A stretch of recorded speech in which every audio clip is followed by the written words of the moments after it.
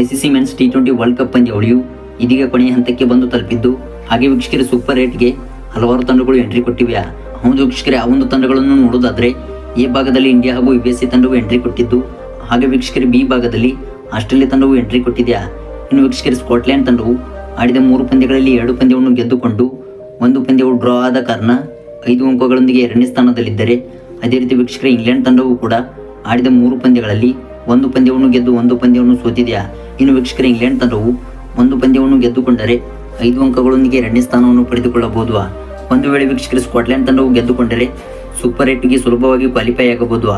ಒಂದು ವೇಳೆ ವೀಕ್ಷಕರೇ ಸ್ಕಾಟ್ಲೆಂಡ್ ತಂಡವು ಸೋತರೆ ಇಲ್ಲಿಂದ ಇಂಗ್ಲೆಂಡ್ ತಂಡವು ಗೆದ್ದುಕೊಂಡರೆ ಸುಲಭವಾಗಿ ಇಂಗ್ಲೆಂಡ್ ತಂಡವು ಸೂಪರ್ 8ಗೆ ಕ್ವಾಲಿಫೈ ಆಗಬಹುದು.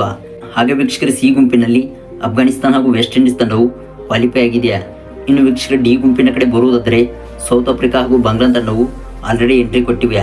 ವೀಕ್ಷಕರೇ ಇದರ ಮೂಲಕ ಸೂಪರ್ 8 ಪಂದ್ಯಾವಳಿಯು 20 ಜೂನ್ ರಂದು ನಡೆಯಲಿದ್ದು, ಹಾಗೆ ವೀಕ್ಷಕರೇ ಟೀಮ್ ಇಂಡಿಯಾ ತಂಡವು ಅಫ್ಘಾನಿಸ್ತಾನ ತಂಡವನ್ನು 20 ಜೂನ್ ರಂದು 8 ಗಂಟೆಗೆ 2 ತಂಡಗಳು ಮುಖಾಮುಖಿಯಾಗಲಿವೆ.